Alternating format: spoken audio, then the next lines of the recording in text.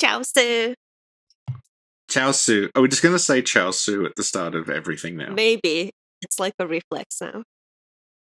If you'd like to learn more about Ciao Su, watch maybe one episode of the Reborn series. Don't watch all of it. Why not? They're all very good. Watch all of the episodes of our Reborn podcast that will come out at some point. Mm-hmm. Are you hyped? I'm hyped. Thought I was in it.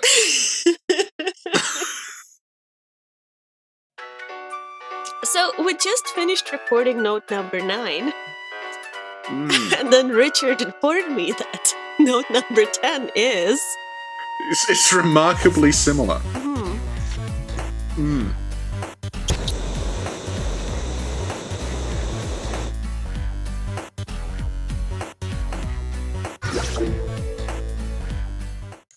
Note number 10 is also in Cathedral Ward, and it's on the way to Vicar Amelia. And a lot of people miss this. I've had a lot of people message me to say, like, hey, did you know that there's, like, a note on the way to Amelia? And it's easy to miss because it's, like, on the raised kind of area to the side of where the stairs are. So it's not directly in front of you. Mm-hmm. And it's got a light source next to it to draw your attention to it.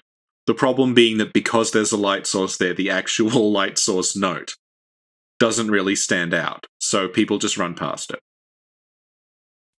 But it's on this, like, it's like a little mini sort of altar that they've made, where there's like a cloth and then there's candles around it. Mm-hmm. And on this, so this is not a note held up by messengers, it is just like, presumably it's written like on that thing. And it says, Heir to the ritual of blood, purveyor of ministration. Place your hand on the altar's sacred covering and inscribe Master Laurence's adage upon your flesh. Rich, I feel like this is the first time I'm seeing this note. Yeah, a lot of people, like I was saying, they just run past it because it's really hard to... Yeah. Wow. Well, I learned something today. You see, these note podcasts are important. Yeah. Yeah. I learned something, and I've been doing podcasts with the great JSF for, like, how long now? About 14 months. Cool.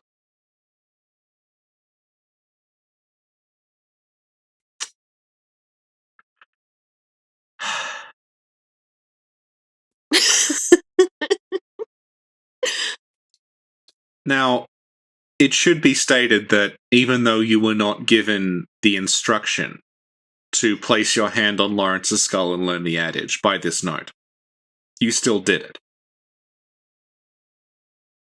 Like, you have made it past Vicar Amelia in the almost 4 years since this game came out. Oh my god, I was so confused. Yeah.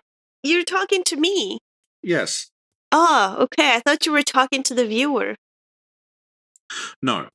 So I think, but I imagine like a lot of the viewers who didn't notice this note still figured out what to do. Because Laurence's skull has a giant glowing orb in the middle of it. Yeah. Okay. So. Well, okay, Richie, you worried me. You made it sound like this note was exactly like the previous note, but really it's not. It's nothing like the previous note. I'd say it's maybe 70% like the previous note. No, I will show you. Okay.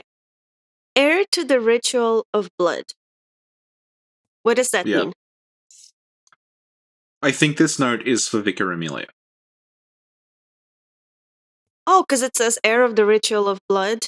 Purveyor. Purveyor of ministration. What is a purveyor? Like someone who like gives out ministration. Okay.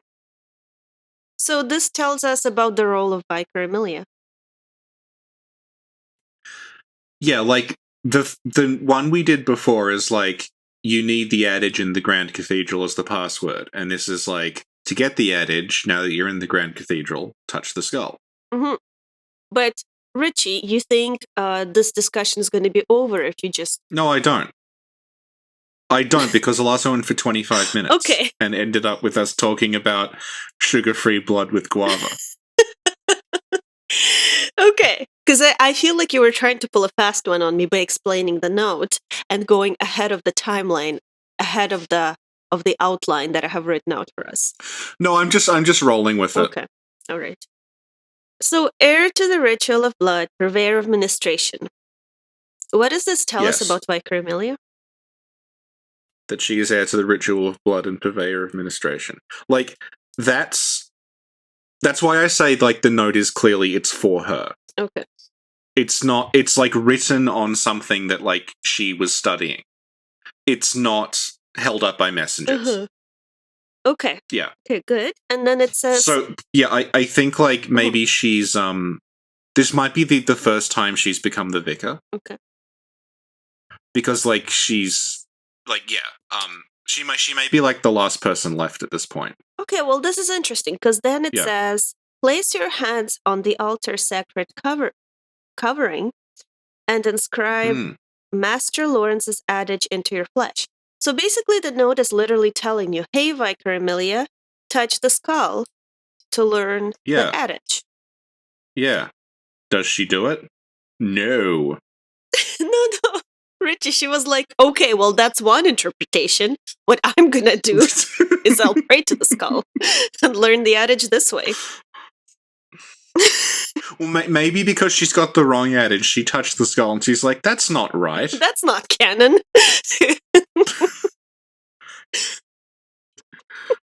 Also, Laurence wasn't a beast, he was a person. This is very confusing. I'm just going to keep doing what we've been doing for the last 20 years and hope it works. Yeah. And, so, who do you think loved this note? I don't know. I guess, like, whoever came before Amelia. Yeah, you touched on this before, and it looks like some sort of instruction, like something passed down from vicar to vicar, let's say. Yeah.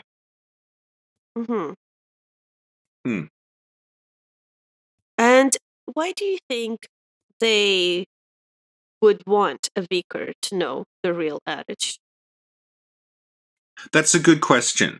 It introduces a plot hole that we kind of touched on in the previous note, and then you said don't mention it. You may mention it now. Okay, right. The choir are trying to get to Bergenworth, correct? Maybe? Like, they're there. Okay. And they, like, have this convoluted, like, secret cave ladder thing that they're using to get to and from Forbidden Woods via Yosefka's clinic. The reason they're doing that is because they can't open the password door. Because they need the adage as the password. Like, the way they're doing it now is so overly complicated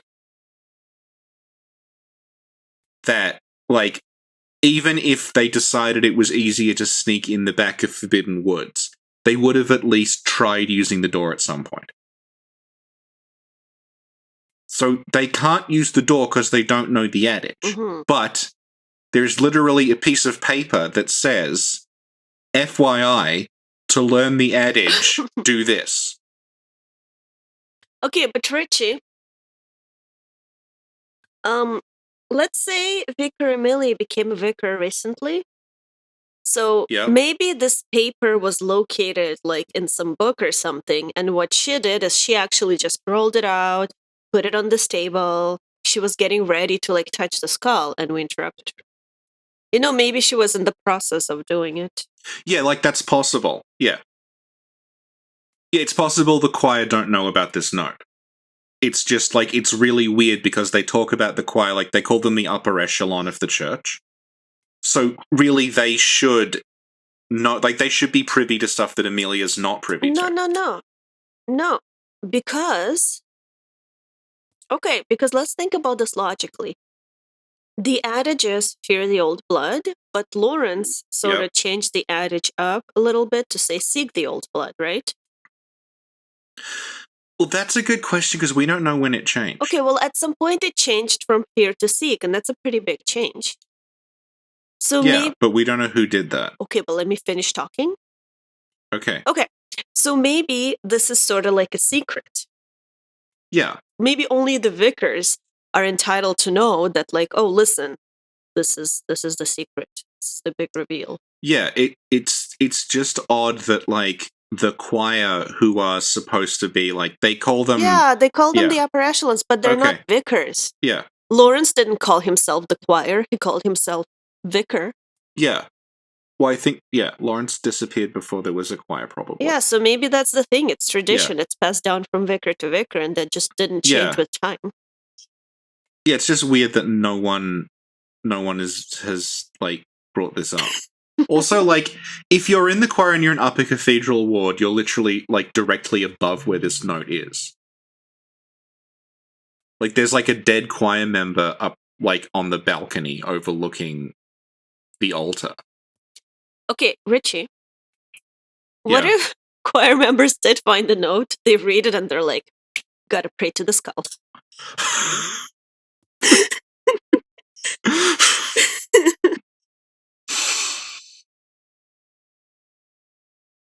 Do you want to know what I think, like, this used to be? What?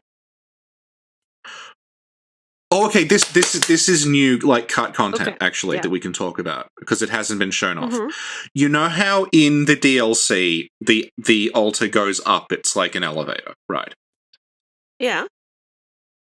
Yeah, and it's got, consequently, because it goes up, it's got these, like, pulleys attached to the sides of it, where the chain goes, right?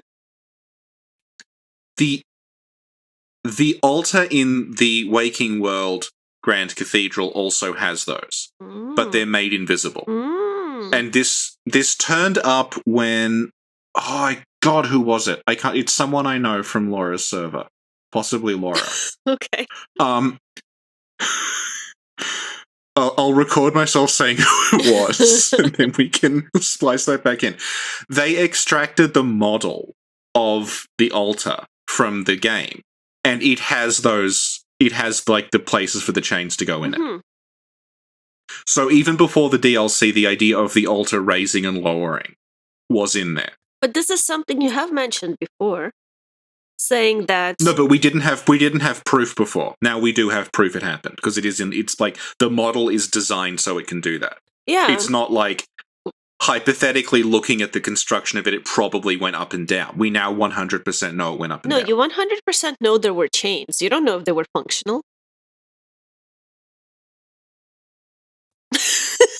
So they're just decorative chains. Yeah, it's like... It's like a steampunk convention with just, like, attach all these decorative cogs and chains to everything. Yeah. Anyway, the other thing that I think we've almost certainly mentioned this, but I can't remember where, is that in the Project Beast trailer, you see a human skull on the altar. Yes. Yeah. And that's... And you see a beast skull, and it's underground. Yes. Yeah. So I think the idea behind, like, the Laurence's memory in the skull is that there'd be, like, the public altar with a human skull on it. That's ostensibly Laurence's skull, and if you touch it, you learn nothing because it's not actually a skull. It's just like Madman's knowledge. Then at some point, and I think, like, maybe the pendant was part of this, because you shove a pendant in a skull in the DLC, and I'm pretty sure they're reusing the concept. That would somehow activate the altar, and it would raise up and reveal that there was the beast skull underneath it. And that's what we would learn about Laurence's past from. Yeah. Yeah. So I think that's the cause of this being slightly odd, that, like, there's the beast skull with the adage right there, but no one seems to everyone acts like it's not. Like, surely if you knew that Laurence turned into a monster, you wouldn't then be going, yes, we should continue seeking the old blood. This is a good idea. You'd be thinking, wait a minute. Something's a little off here. No, but yeah, you did mention it. I think even in one of our earlier podcasts. And I agreed with you in that. It would make more sense. I'm going to go and check Laura's server to see who it was that found out about the altar. No, so I'm actually really happy that, like, there's some sort of confirmation. Some sort of backing to your theory. Because I really, really like the idea of there being, like, the secret thing and then you learn it. And I wish it was more like that than what we got. Hang on, I figured out who it is, but everyone keeps changing their names. On this server, I'm called Mimi. It's very confusing. Mimi is called Richard.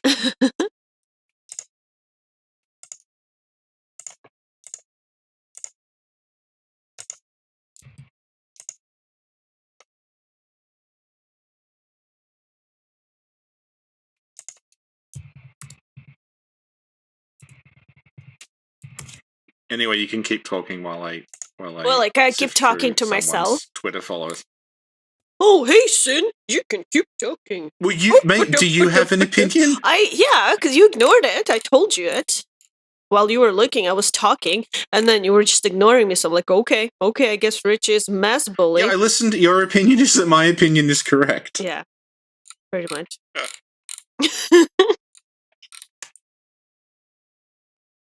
Do you have a Mr. Puffs in Australia?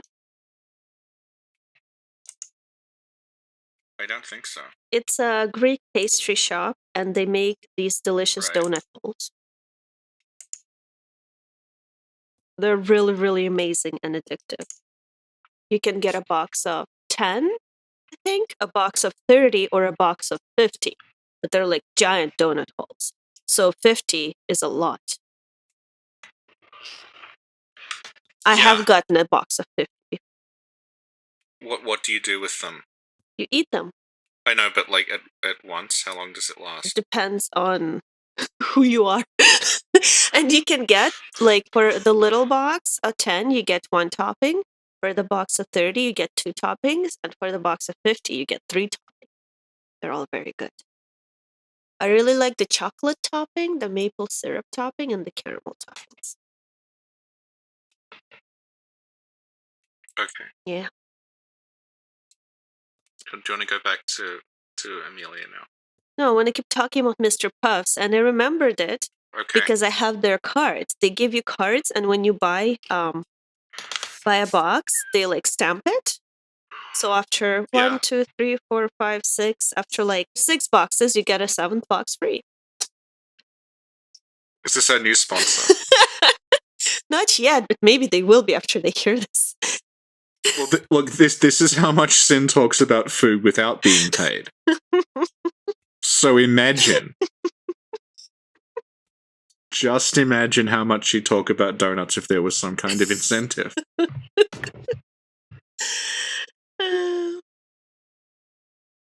Okay, so what were you saying? I was looking up who it was that found the chains on the side of the altar. I don't think they're on Twitter. And I don't know what their other social media is, but they are called Blue. Thank you, Blue. And they are a friend of Gina's. Thank you, Blue. Thank you for your hard work. Okay.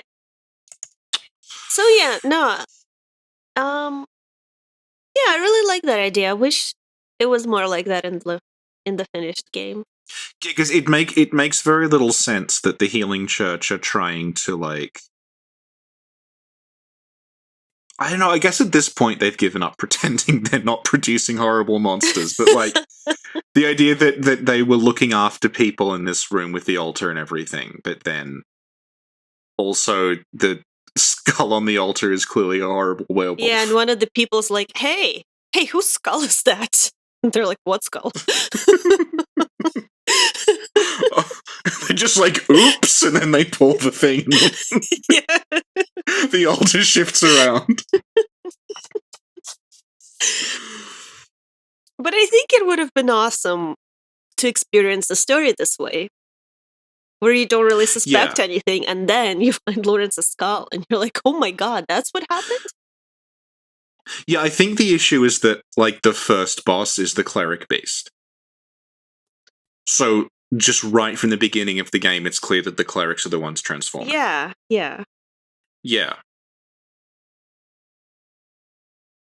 Because the original, like, it would have been that you went to the altar, and then you went to the altar looking for Father Norbert, and then the cleric beast would jump down into the altar, you'd kill it, and then the reveal is the cleric beast was Father Norbert. Mm-hmm. That would have been cool, because, again, you see the cleric beast, but let's say you miss the cleric beast. If you miss the cleric beast, you see Gascoigne transform. But then, when you go to the cathedral, if you forget that Gascoigne transformed, you see Vicar Amelia transform in front of your eyes. Yeah, well, like, going off the original progression, like, the reveal of, like, the big beast would have been around where Amelia is. But the thing is, they sort of, like it's an arresting opening, but the way that they kind of, like, show you the cleric beast almost immediately kind of diminishes, like, the build-up to it. Because I actually love the reveal of the cleric beast itself. Like, you walk, at least for me as a new player, who had no idea about what Soulsborne is or what's it about. So you just go into this little bridge, right, or whatever, and you keep going, and you don't suspect anything, and then this thing pops up, and then you try to run away, but there's a fog wall behind you, and you're just like, oh my god, what is this? I thought that was amazing. Yeah. But I wish maybe the monster would have been different. You know, I was going through all the cut dialogue, and, like, in Japanese, and you know how he's Father Norbert and sometimes Father Herbert? Yeah. And we were like, oh, I guess he was Norbert and they changed it to Herbert because it sounded better. Is it two different people? No. His name in the Japanese script is like Herbert. It's like Heroberuko. Okay, yeah. The English translators called him Norbert. Oh. They thought that was... I'm like, well, listen, I don't like this name. It'd be much cooler if he was called Norbert.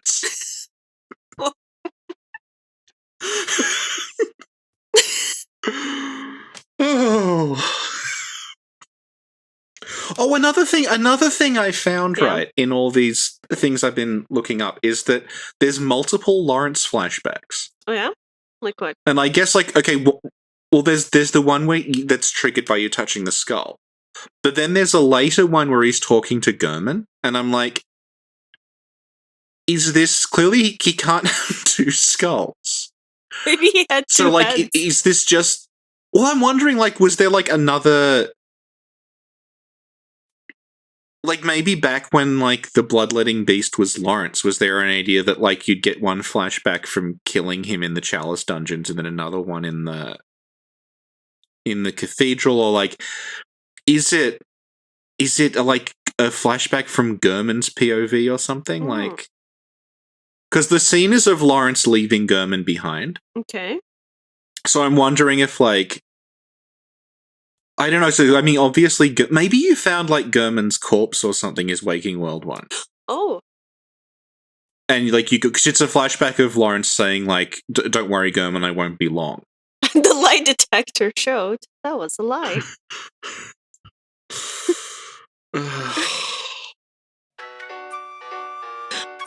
Well, we're veering off topic a little bit, but I think that's a really good thing to talk about in a separate podcast.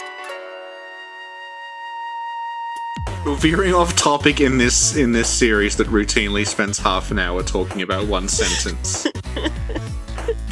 But the people responsible for sketchy boss arenas are now concerned that they're going off topic. No, what I'm saying is I think what you're saying now would be a really good separate podcast.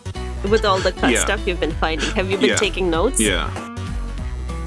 Yeah, it's useful because when I say we have, like, it raw out of the game, it's all numbered. Mm-hmm. So we know exactly what lines happen in what order and what lines are part of the same scene and what ones aren't. Okay. Yeah. Awesome. Yeah. And we know that Heroberuko is his Japanese name, and some fucker decided to change it to Norbert. I I feel like Loki would have a word or two to say to that person. The best was like, Herbert is very clearly like a reference to Herbert West Reanimator. It's like Norbert. Norbert West Reanimator. A reference to the Eddie Murphy film. Oh god, imagine Norbert West Reanimator as like... It's like Reanimated but starring Eddie Murphy in a latex suit. True horror.